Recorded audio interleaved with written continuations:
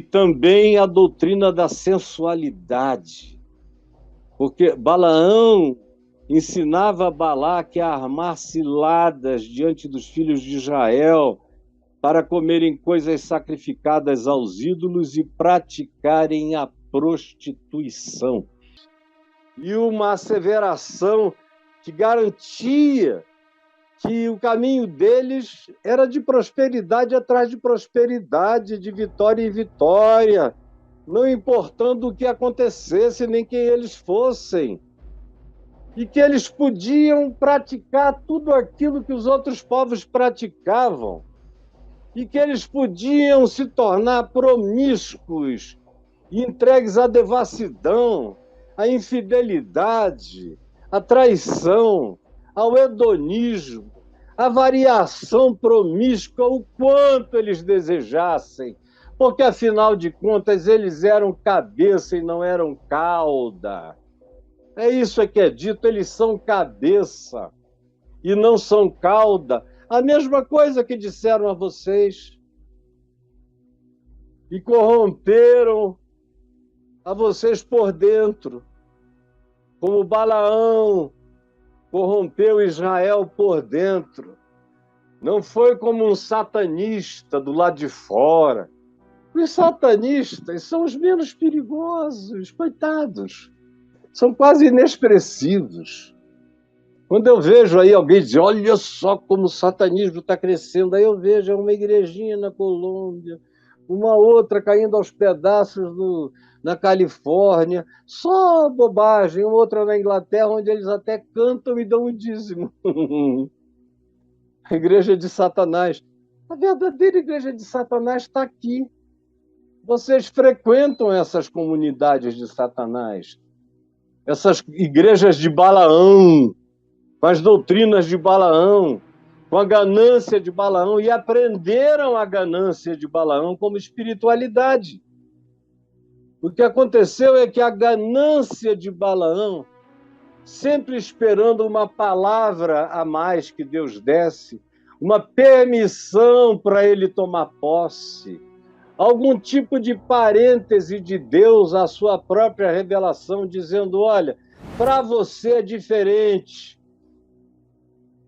E tem gente, os próprios Balaões contemporâneos, eles até às vezes dizem para o povo que o povo não pode certas coisas, só eles, porque eles tiveram uma autorização especial, dado ao trabalho tão superior que eles fazem, Deus deu a eles uma liberdade especial, de riqueza especial acima de todos e de promiscuidade, com certa bênção, de graça, de modo que Balaão pode continuar pregando no meio da sua promiscuidade, dissolução, porque ele ensina e não está acontecendo nada, é porque Deus não está punindo.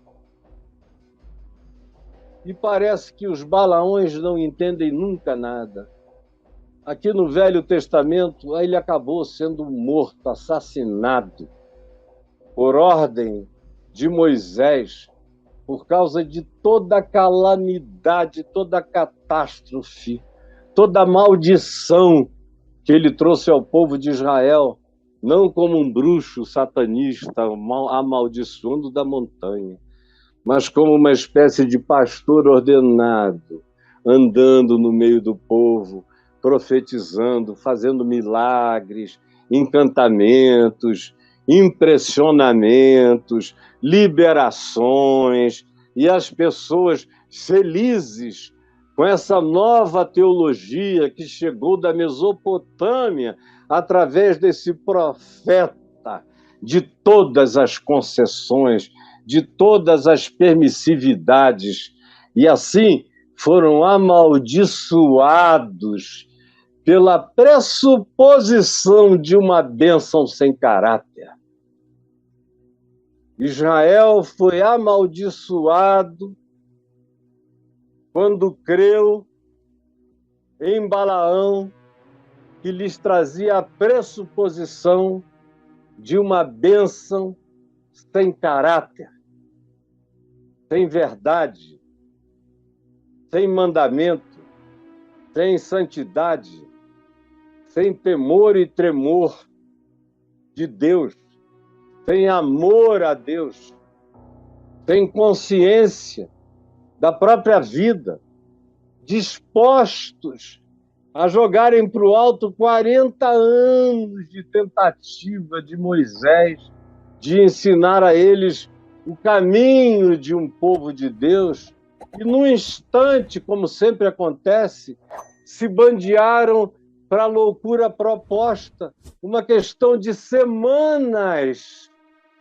Não foram anos, foram semanas.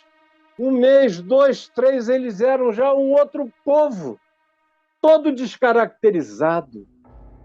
Porque assim como foi com Israel, assim é com os Israéis contemporâneos, que tomam a cara daquilo que vocês chamam de igreja e que vão sendo alimentadas pela espiritualidade de Caim, do ódio, da liturgia, da estética, da espiritualidade da cara para fora, tudo que eu falei 1 hora antes, em muito mais detalhes, o caminho de Caim, a espiritualidade de Balaão, que é essa teologia da prosperidade. Deus muda a sua palavra, quem sabe, para o seu servo receber as riquezas. Deus muda a sua palavra, quem sabe, para que, de repente, a gente ensine maldição ao povo de Deus ou a outros povos, para que, por tal poder espiritual, uns amaldiçoem os outros. E tenha mais poder quem fizer e oferecer a maior barganha, o maior sacrifício. E mais do que isso, uma vez que se verifique que o povo de Deus é povo de Deus, o próximo trabalho é dizer, então, a riqueza é para vocês. Tomem posse, não andem assim como peregrinos desprovidos, como forasteiros sem herança. Tomem posse. Reinem com Cristo em poder na terra. O reino desse mundo é vosso. E mais do que isso, todas as mulheres, todas as gostosas, quem tem essa bênção toda de Deus não tem que ficar se preocupando que a mulher é gostosa demais para ser sua, ou se é de outra cultura, ou se vai ensinar você a adorar outros deuses, ou se vai colocar você no caminho da idolatria, do engano, da confusão, da promiscuidade como estilo de vida. E depois de um tempo, vocês vão virar pasta. Isso aí não é, de fato, disse Balaão, o caso com vocês. Vocês não serão alterados. Vocês estão protegidos até da prática do pecado. Por isso, fiquem livres e fiquem à vontade. Como a gente vê hoje acontecendo. O cara é capaz de ser contra grupos LGBTQIA+, e ele até fala isso do púlpito, mas ele come as menininhas da igreja. Come, gostoso, calado, um dia depois do outro, vai comendo.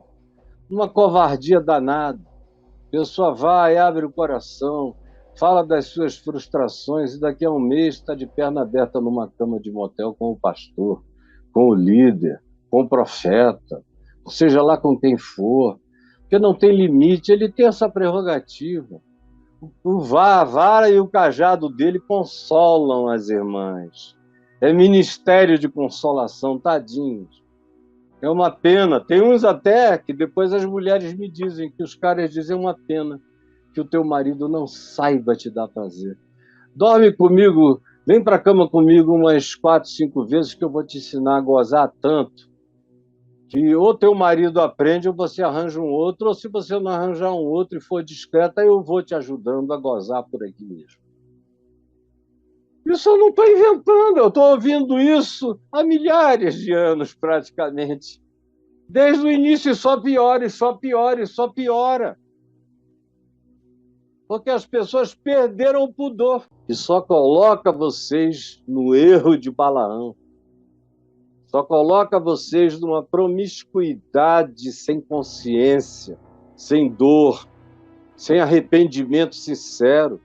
E outra coisa, conquanto o meu arrependimento diante de Deus me restaure na mesma hora diante de Deus, ou o meu arrependimento, como eu ensino aqui, já é sinal de que eu já estou perdoado, de modo que quando eu me arrependo é porque eu já estou perdoado.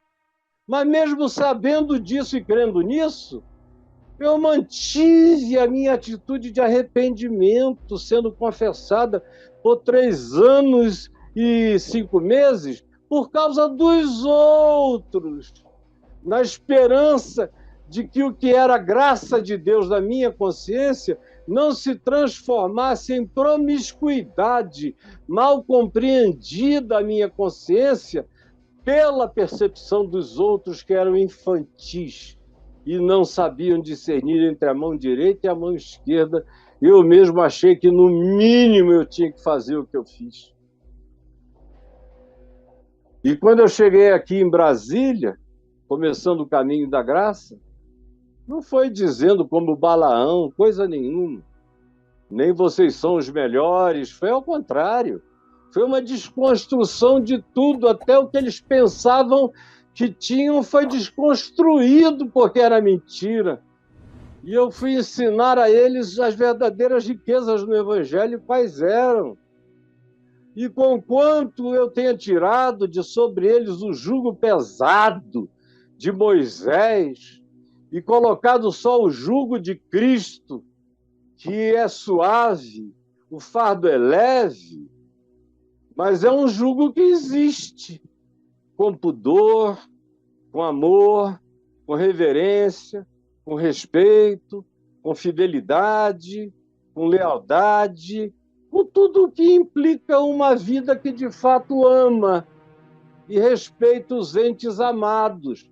Quem ama não trai, quem ama não engana, quem ama não se prostitui, quem ama não brinca de conquistar os outros, de seduzir e deixar os outros sofrendo. Quem ama não faz isso. Quem ama foge, deixa sofrer, sofre o sofrimento dos outros, mas não acrescenta dias de engano à vida de ninguém.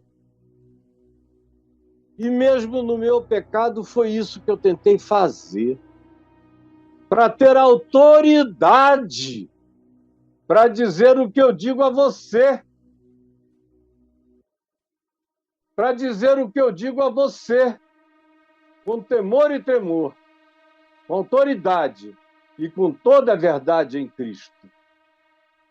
Agora, tem uma quantidade enorme de gente pastoreada pela doutrina de Balaão. Tem gente pensando que são só os pentecostais que caem nessas armadilhas de Balaão. Não, presbiterianos estão aí, nas doutrinas de Balaão,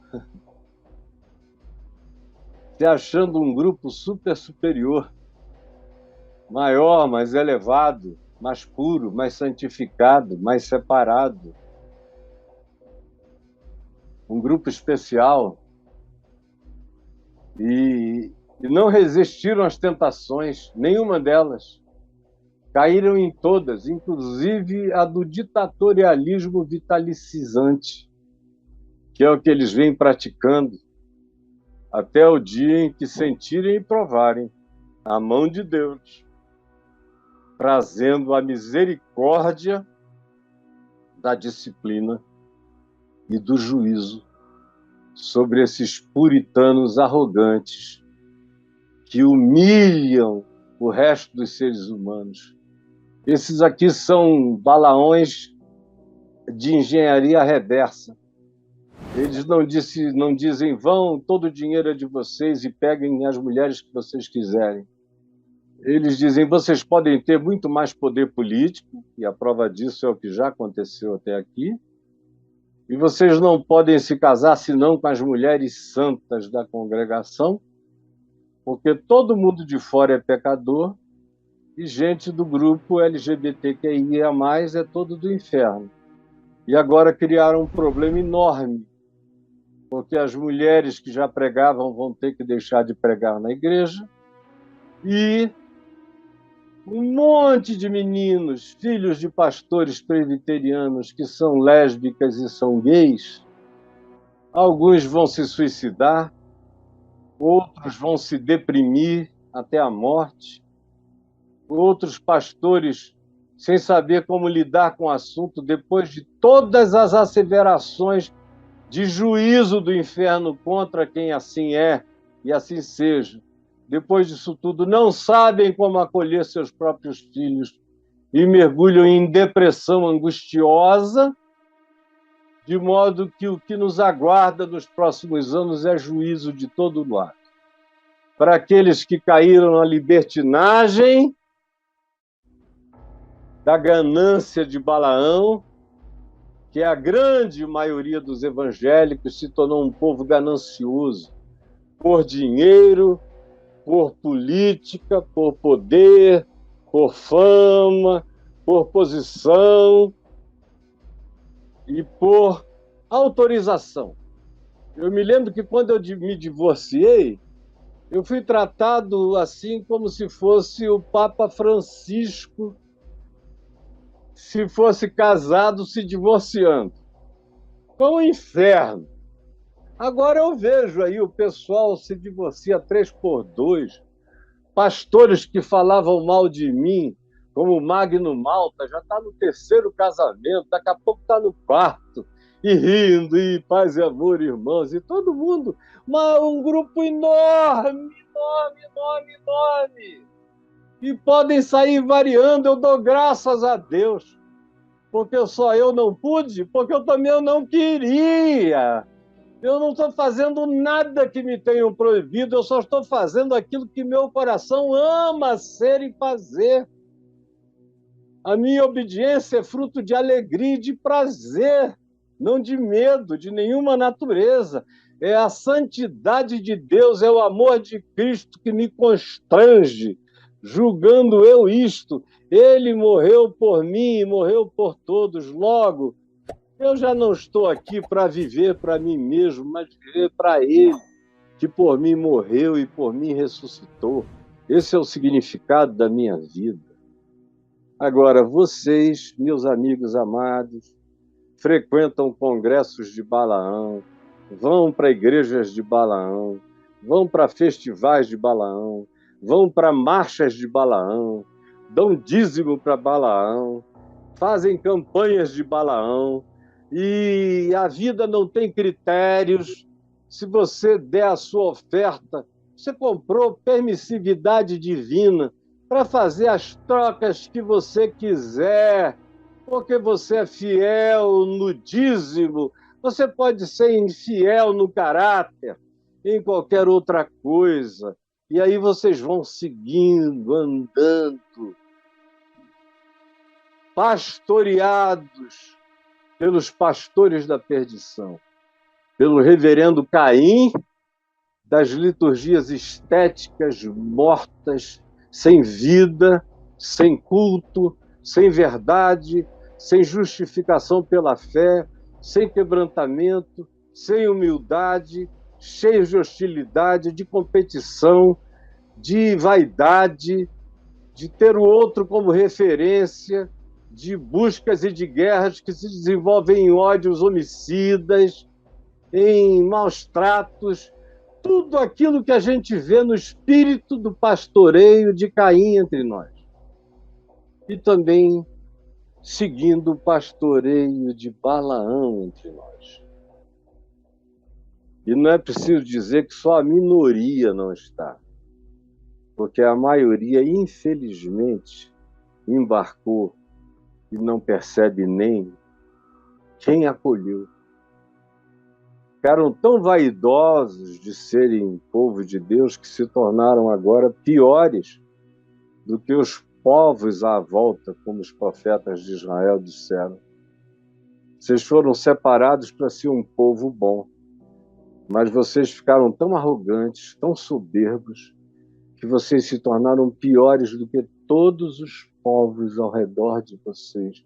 Fazem coisas tão terríveis que nem os mais alienados têm a ousadia de praticar, e vocês fazem em nome de Deus, criando sincretismos e conciliações, chamando o cristianismo, isso é uma outra coisa patética, cristianismo de religião de Deus. Deus não tem religião, Jesus não tem religião, Jesus nunca fundou o cristianismo. Aí eu vejo algumas pessoas com uma ousadia supostamente profética, dizendo a igreja está assim porque ela esqueceu o que é o verdadeiro cristianismo. Eu digo, meu Deus, onde é que existe esse tal de verdadeiro cristianismo que ele nunca apareceu na história? Nunca. Nem antes dele ser criado no século IV por Constantino, nem antes, o que havia antes, que era o Evangelho, nem o Evangelho entre Jesus e os apóstolos e Constantino ofereceu uma era áurea. Sempre teve seitas, grupos adversos, contrários. Você vê Paulo sendo esfolado de lá para cá. Pedro é contraditório aqui e ali, para todo lado. Nem mesmo na igreja primitiva, assim chamada, ou a igreja dos primeiros pais, você encontrou esse tempo áureo. Quanto mais no cristianismo, que é só um fenômeno político. Religioso, é uma potestade política da terra, mais uma delas, vinculadas a poderes espirituais, é uma potestade, é um principado e uma potestade que tem o seu equivalente espiritual e não é positivo, é negativo. Olhe para a história do cristianismo e veja se eles receberam mensagem do anjo Gabriel ou se foi de Satanás. Me responda. Foi mensagem do Espírito Santo ou mensagem de demônios? Como Paulo disse, receberão nos últimos dias ensinos de demônios. Vocês estão pensando que isso é brincadeira, que para o ensino ser de demônio tem que vir de um grupo caracterizado de uma coisa que vocês apelidaram de demoníaca, sem nem entender os valores antropológicos do vestuário, nem do rito? Vocês estão pensando que isso é que é diabo? Os diabos são vocês, não entenderam ainda. Que vocês se tornaram os piores diabos, por exemplo, do Brasil, piores diabos do Ocidente. Podem me crucificar, eu vou morrer dizendo essa verdade até o último dia da minha vida, a menos que haja conversão. Se não houver conversão, é todo mundo filho da doutrina de Balaão.